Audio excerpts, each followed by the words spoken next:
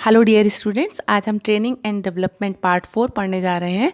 As part 1, 2 और 3 में हम ट्रेनिंग एंड डेवलपमेंट के कई एस्पेक्ट्स को डिस्कस कर चुके हैं और अब आज की क्लास में हम बात करने जा रहे हैं methods and techniques of training and development की, यानी प्रशिक्षण एवं विकास की विधियों और तकनीकों के बारे में आज हम जानकारी प्राप्त करेंगे।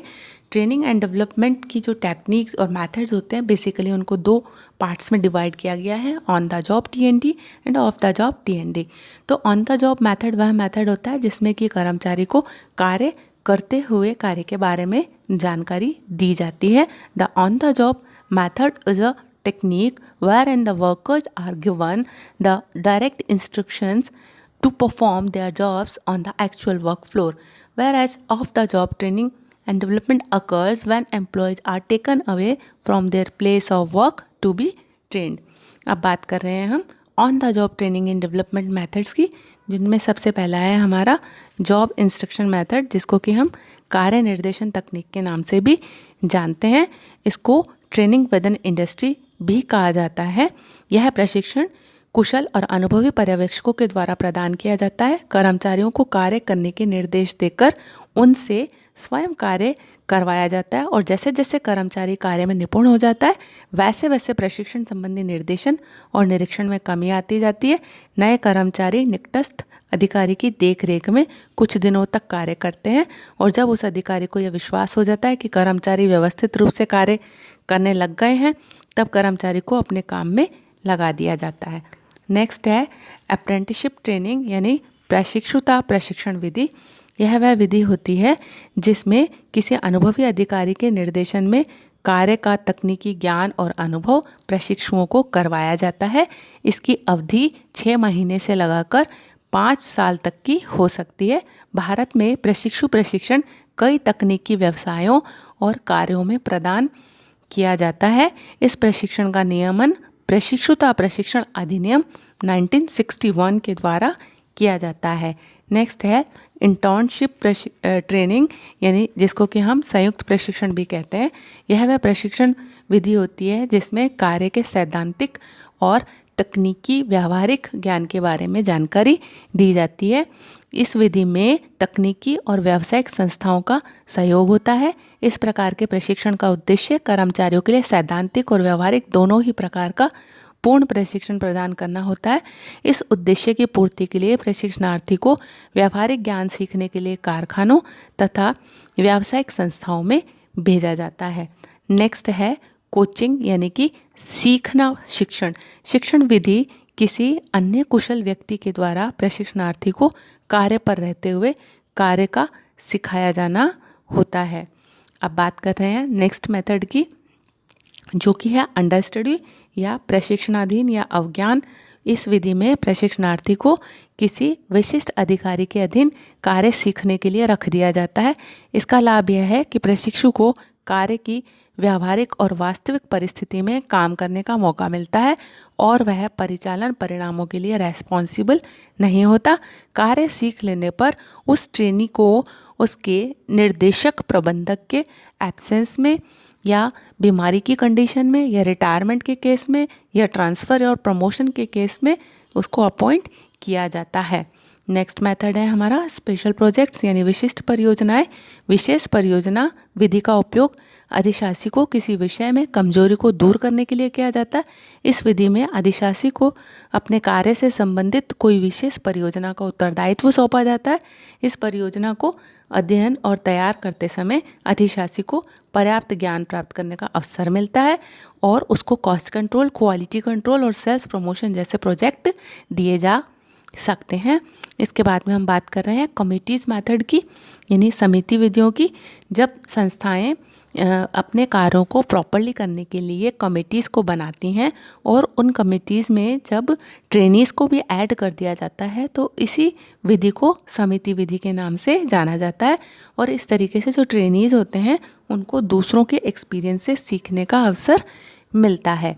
नेक्स्ट है मल्टीपल मैनेजमेंट मेथड, जिसको बहुमुखी प्रबंध कहते हैं। बहुमुखी प्रबंध को समिति प्रबंध के नाम से भी जाना जाता है।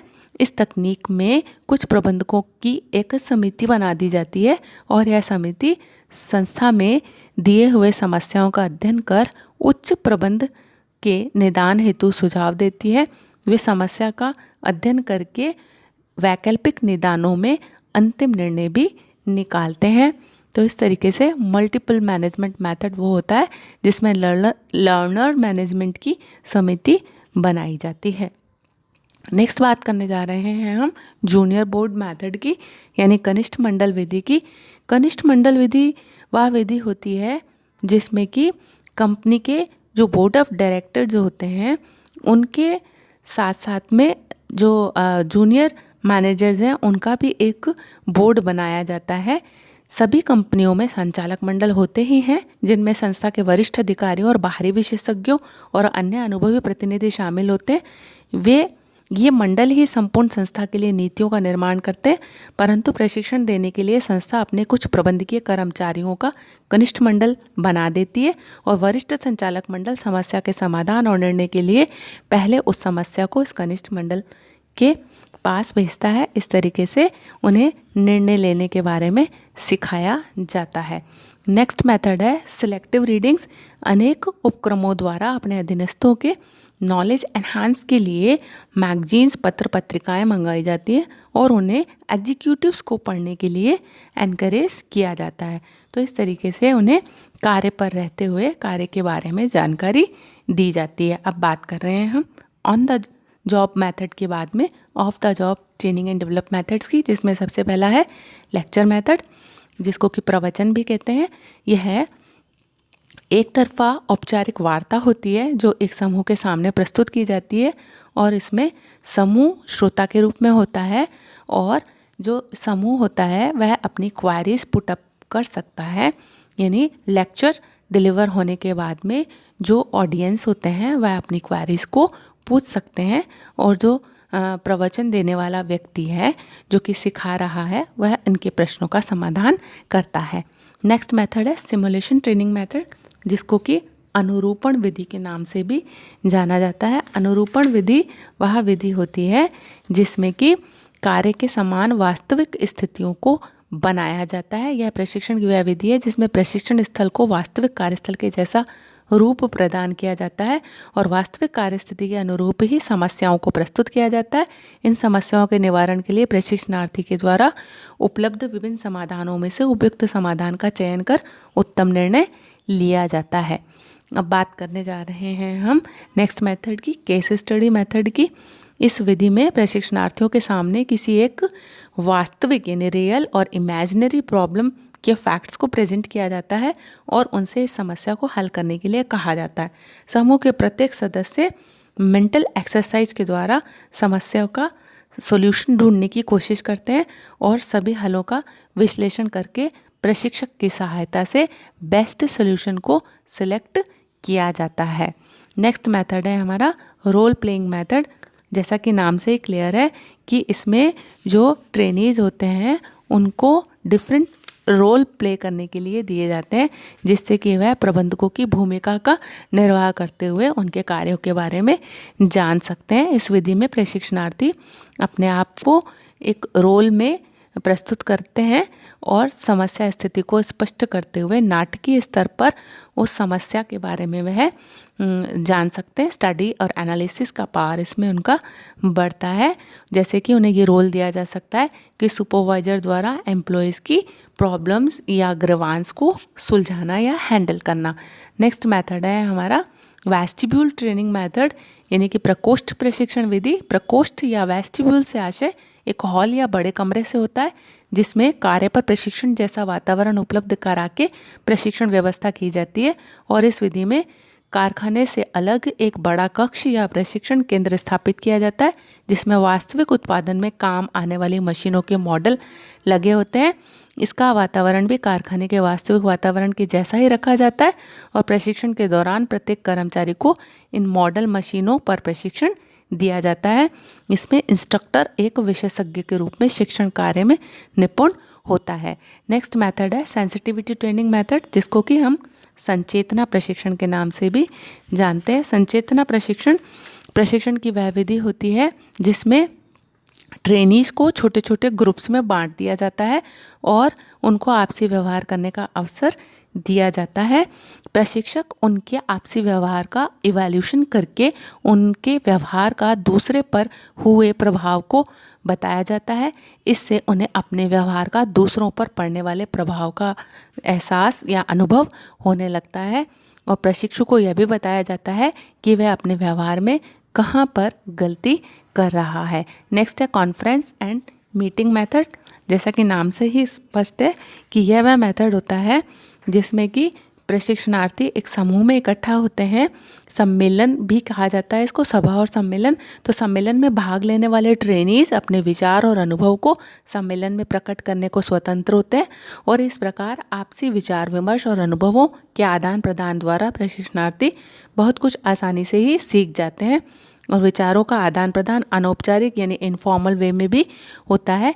ऐसी विधि का लाभ यह है कि यह बड़े समुदायों के लिए किया जाता है और इसकी लागत कम आती है। नेक्स्ट है ग्रुप डिस्कशन मेथड यानी समूह परिचर्चा विधि। प्रशिक्षण की इस विधि में जनरली सीमित संख्या में 15 से 20 व्यक्तियों के समूह बना दिए जाते हैं और इस समूह के सभी सदस्य अपने वरिष्ठ अधिकारी के नेतृत्व में समस्याओं पर विचार विमर्श करते हैं और उन समस्याओं पर एक सर्वमान्य हल ढूंढने का प्रयास करते हैं। विचार विमर्श के दौरान सभी की एक दूसरे के विचारों की जानकारी होती है।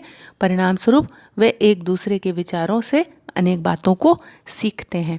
नेक्स्ट है स्पेशल ट्रेनिंग कोर्स यानी विशेषज्ञ समूह विचार विमर्श मेथड। यह विधि, इस विधि में संस्था विशेष क्षेत्र के कुछ अनुभवी व्यक्तियों और विशेषज्ञों के समूह को विचार विमर्श के लिए इनवाइट करती है और ये विशेषज्ञ पहले ट्रेनीज के साथ अपने अपने विचार व्यक्त करते हैं और उसके बाद में प्रशिक्षणार्थियों के प्रश्नों और समस्याओं को की बारे में भी बात की जाती है। तो प्रशिक्षणार्थियों के प्रश्नों और समस्याओं का हल भी वह प्रस्तुत करते हैं। तो इस तरीके से इस विधि में विशेषज्ञ पहले प्रशिक्षणार्थियों के साथ में डिस्कशन करते हैं और बाद में उनकी समस्याओं का समाधान भी किया जाता है। नेक्स्ट है मैनेजमेंट गेम्स यानी कि प्रबंधकीय क्रीड़ा। इस विधि में प्रशिक्षणार्थियों को कई समूहों में डिवाइड कर दिया जाता है और उनके बीच में एक कंटेस्ट ऑर्गेनाइज किया जाता है, प्रतियोगिता आयोजित की जाती है। एक समूह दूसरे समूह के निर्णय पर रिएक्शन देते हैं और वे अपने निष्पादन और खामियों के बारे में जानते हैं और यह प्रबंधकों में समूह गति बनाने में सहायक होता है। तो इस तरीके से इस विधि में खेल विधि के द्वारा प्रबंधकों को प्रबंधकीय कार्यों के बारे में जानकारी दी जाती है। इस खेल में प्रतियोगिता को कई प्रकार की योजनाएं बनाना, विनियोजन, उत्पादन, बाजारीकरण, सामूहिक सौदेबाजी, ऐसी किसी कार्य से संबंधित योजनाएं या रणनीतियाँ बनाने से संबंधित कार्य भी दिया जा सकता है। किसी भी विषय पर उनके बीच में कंपटीशन ऑर्गेनाइज किया जा सकता है। नेक्स्ट मेथड है हमारा इन बास्केट एक्सरसाइज यानी कि इसको इन बास्केट का मतलब ये है कि प्रबंधकीय प्रशिक्षणार्थियों को विविध सामग्री और आधारभूत सूचनाएं बास्केट में भरकर दे दी जाती हैं और ये सूचनाएं कंपनी के उत्पाद, उनकी पर्सनल के बारे में हो सकती हैं, संगठन संरचना के बारे में होती हैं। प्रशिक्षणार्थी इन जो पेपर्स होते हैं या जानकारी होती है इनके बिहाफ पर वह मैनेजरल डिसीजन लेना सीखते हैं और इस विधि में प्रबंधकों की योग्यता का विकास होता है और वो निर्णय विषय में एक्सपर्ट हो सकते हैं, निर्णय लेना वो सीख सकते हैं, निर्णय लेने और उसे क्रियान्वित करने की क्षमता विकसित होती है और इसके बाद सम्मेलन आयोजित करके प्रत्येक वैयक्तिक इन बास्केट मामले पर सामूहिक विचार विमर्श भी करवाया जाता है। इसके बाद बात करें इंस्टीट्यूशनल प्रोग्राम्स की। बहुत सारे इंस्टीट्यूट और यूनिवर्सिटीज़ प्रबंधकीय विकास कार्यक्रम चलाते हैं। ये संस्थान अल्पावधि कोर्स भी चलाते हैं और ऐसी संस्थाएं प्रबंधन और सम्मेलन कार्यशाला आदि कार्यक्रम प्रबंध विकास हेतु भी आयोजित करते हैं और बहुत सारी शैक्षणिक संस्थाएं भी प्रबंध से संबंधित कई कार्यक्रम और डिग्री और डिप्लोमा पाठ्यक्रम चलाती है। इसके बाद में बात करने जा रहे हैं हम कि जो ये ट्रेनिंग मेथड्स होते हैं वो training methods of the job है यानी कि कार्य से ये अलग इसके बारे में प्रशिक्षण दिया जाता है। तो इस तरीके से इन सारे मेथड्स के थ्रू जो है जो लर्नर्स होते हैं, जो ट्रेनीज होते हैं, उनको कार्य विशेष के बारे में जानकारियाँ प्रदान की जाती है। तो यहीं पे हमारा ये टॉपिक ओवर होता है। तो आज की क्लास में हमने जाना कि ट्रेनिंग मेथड्स कितने तरीके के होते हैं। Training methods on the job और ऑफ द जॉब 2 तरीके के होते हैं। जब कार्य को करते हुए कार्य के बारे में जानकारी दी जाती है तो वो हुए ऑन द जॉब मेथड, और जब कार्य से अलग कार्य के बारे में प्रशिक्षण दिया जाता है तो उसको हम ऑफ द जॉब मेथड के नाम से जानते हैं। That's it. तो यहीं पे हमारा जो है यूनिट 3 का training and development topic over होता है। Thank you so much.